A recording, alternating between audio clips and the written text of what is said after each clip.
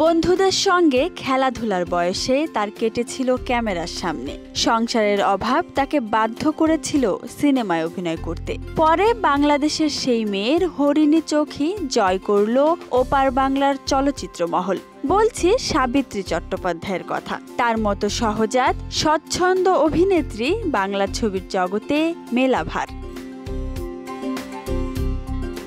সাবিত্রী চট্টোপাধ্যায়ের জন্ম বাংলাদেশের কুমিল্লা জেলায়। তার বাবা ছিলেন স্টেশন মাস্টার। 10 বোনের মধ্যে সাবিত্রী ছিলেন সবথেকে ছোট।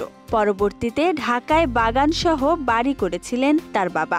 দেশভাগের পরপরই সাবিত্রী চলে গিয়েছিলেন কলকাতায়। তখন তার কাছে কলকাতা মানেই অপার বিস্ময়। কলকাতাতে তার মেজ দিদির শ্বশুর বাড়ি ছিল।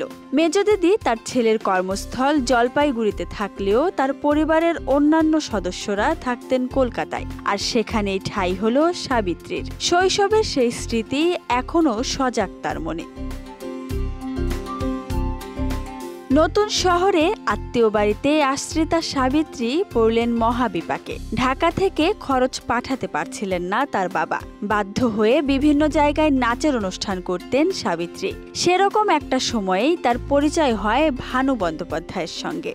অভিনেতা নিজে এসে আলাপ করেছিলেন সাবিত্রীর সঙ্গে। সাবিত্রীর মুখে বাঙাল টানের কথা তার বেশ ভালো লেগেছিল। সে সময় নতুন ইহুদি নাটকের জন্য নতুন মুখ খুঁজছিলেন ভানু। সেখান থেকেই শুরু। কলকাতায় এসে যে জীবন এইভাবে বদলে যাবে সেটা নিজেই বুঝতে পারেননি প্রবীণ অভিনেত্রী সাবিত্রী চট্টোপাধ্যায়। টলিপাড়ায় তিনি নয় করে কাটিয়ে ফেলেছেন 70 বছরেরও বেশি।